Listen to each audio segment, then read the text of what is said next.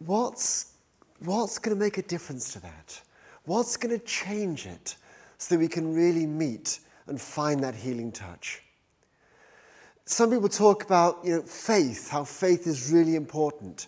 And if you had more faith, that would make all the difference. And certainly the Bible does speak that faith matters. There's a lovely story about a centurion, and Jesus says of him, I've never seen such faith in all Israel. But it's not the only thing. You think of Lazarus. He was dead. Presumably dead people don't need a lot of faith to be dead. You're just dead. But still he found a remarkable touch of Jesus in his life. Other people talk about, it's our theology or our doctrine. Get your doctrine right, then everything else will slot into place. And certainly, I love the story of Bartimaeus. I think actually he's a guy that really worked out his theology. He calls out, Son of David. No one told him that. He worked that out, that this Messiah was the Son of David.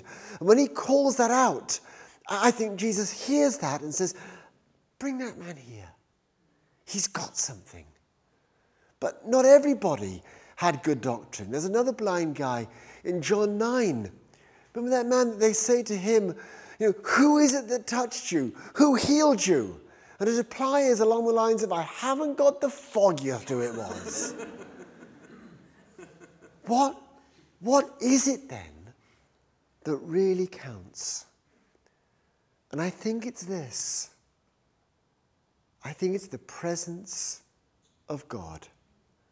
It sounds so obvious, but there really seems to be only one thing that links all the healing stories of the New Testament together, and that's this. Jesus was there. His presence was there. People found him, and that is how the healing flowed. And I guess that's really been a renewed quest of my life. How can we find this amazing presence of Jesus?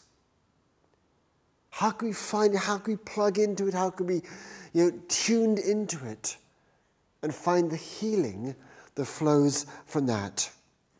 And that's really been our quest at the mission for the past few years in a really renewed sense.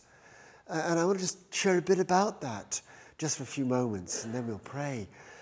And for me, I hope it's not too simplistic. I've got it down to an ABC of how to find Jesus, an ABC.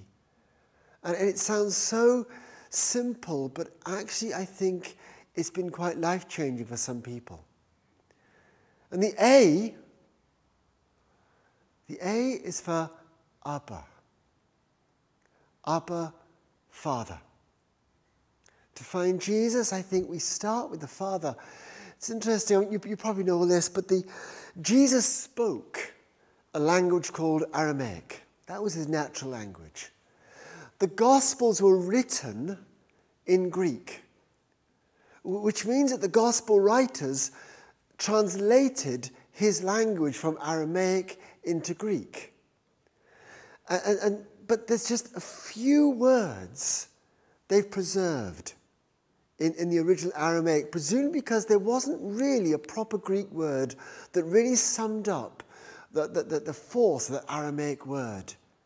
And one of those words we find in Mark 14 is this word, Abba.